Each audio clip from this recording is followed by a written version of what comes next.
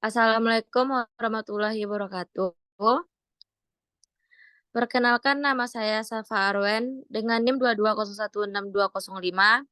Baiklah, saya di sini sebagai moderator dan teman-teman saya yaitu Mutia Aulia Maheni dengan NIM 220161193 dan Rika Amelia dengan NIM 2200351.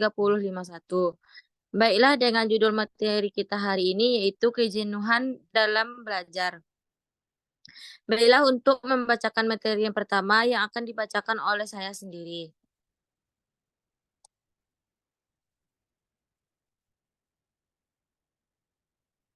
Materi yang pertama yaitu konsep kejenuhan.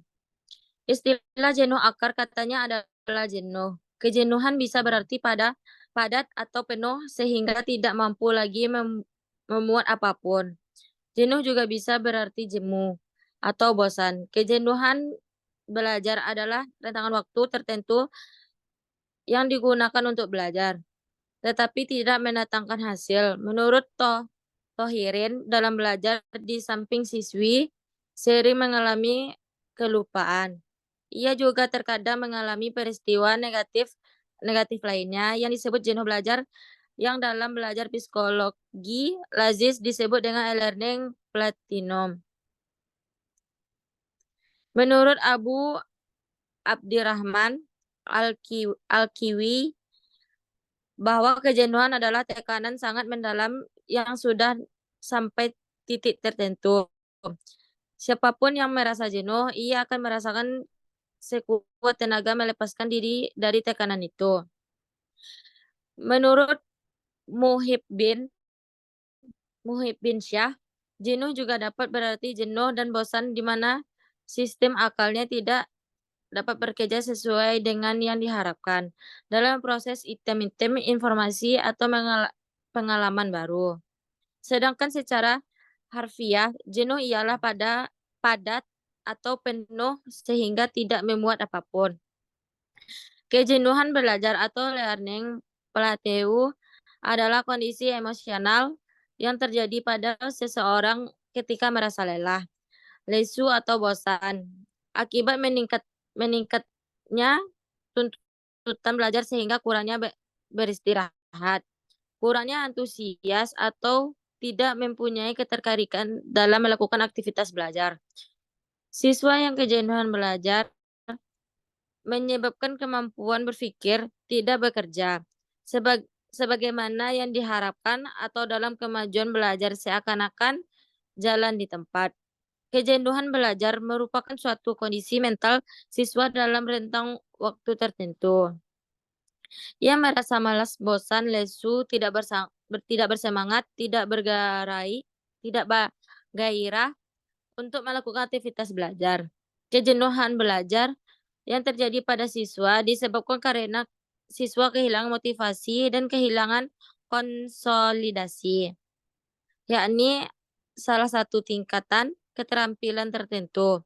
Sebelum siswa sampai pada tingkat keterampilan berikut, kejenuhan belajar mempengaruhi jalannya proses belajar mengajar.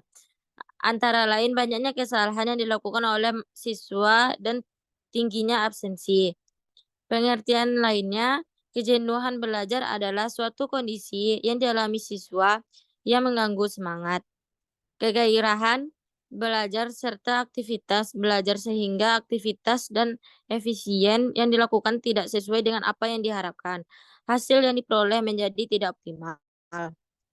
Kejenuhan belajar juga merupakan suatu kondisi di mana seseorang mengalami penurunan baik dalam segi minat, motivasi, kinerja, maupun presentasinya. Siswa yang mengalami kejenuhan belajar ditandai dengan kondisi merasa lelah secara emosional, merasa sinis terhadap belajar, serta penurunan prestasinya dalam belajar. Baiklah, yang akan membacakan materi yang kedua kepada Rika, dipersilakan. Baik, terima kasih kepada moderator. Di sini saya akan membacakan materi yang kedua, yaitu pengertian kejenuhan belajar.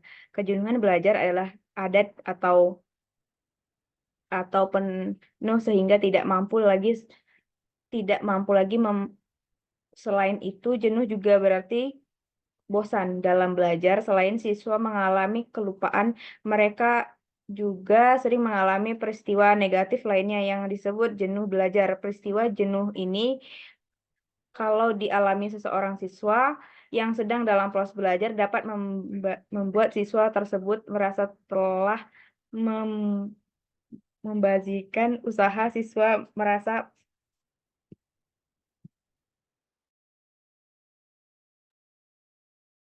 Siswa merasa pengetahuannya kecepatan yang diperoleh dari belajar tidak memperoleh kemajuan. Biasanya siswa yang mengalami kejenuhan belajar akan enggan memperhatikan guru mengerjakan tugas banyak mungkin atau malas-malasan dan prestasi belajar menurun.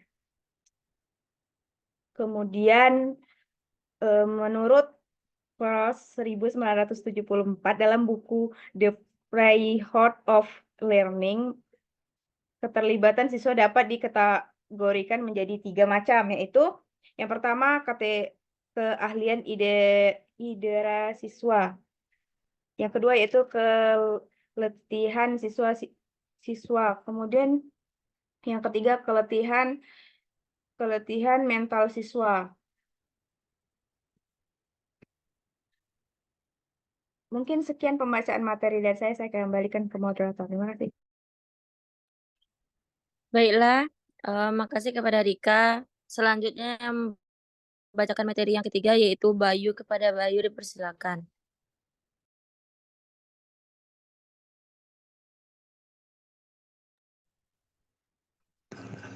Baik, terima kasih moderator. Saya akan melanjutkan penjelasan yaitu yang C. Faktor penyebab terjadinya kejenuhan dalam belajar.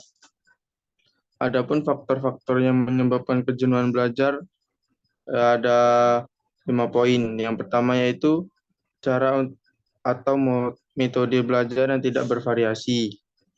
Yang kedua yaitu belajar hanya di tempat tertentu. Yang ketiga yaitu suasana belajar yang tidak berubah-ubah. Yang keempat yaitu kurang aktivitas rekreasi atau hiburan. Dan yang kelima yaitu adanya ketegangan mental kuat dan berlarut-larut pada saat belajar.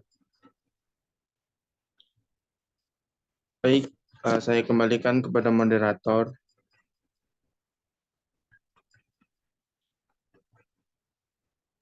Baiklah, terima kasih kepada Bayu. Selanjutnya membacakan materi yang keempat kepada Mutia, persilakan. Baik, terima kasih.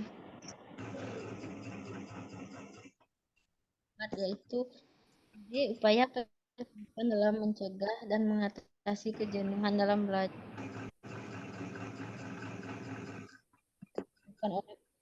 Mencegah dan mengatasi kejenuhan dalam belajar pada peserta didik yaitu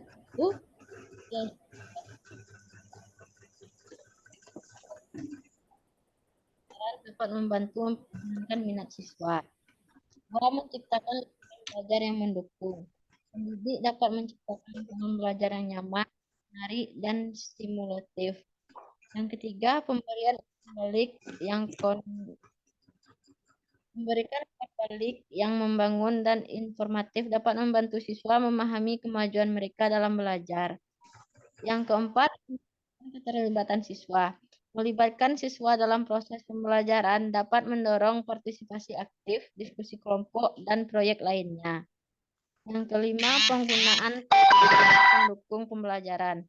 Pendidik dapat memanfaatkan teknologi seperti perangkat lunak pembelajaran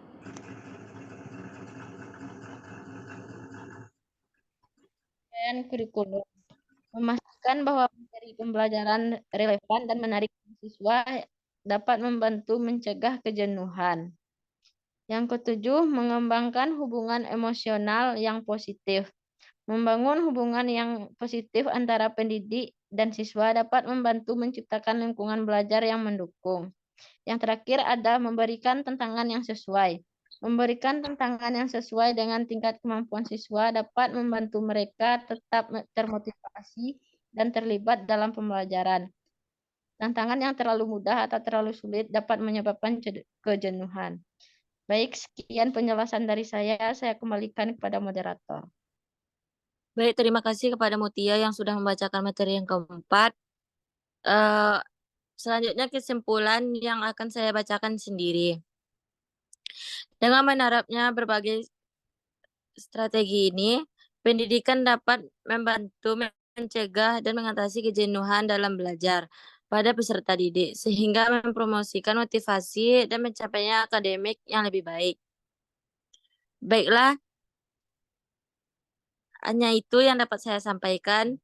Jika ada kata-kata saya yang salah, mohon dimaafkan. Wabillahi taufiq wal hidayah. Assalamualaikum warahmatullahi wabarakatuh. Warahmatullahi wabarakatuh.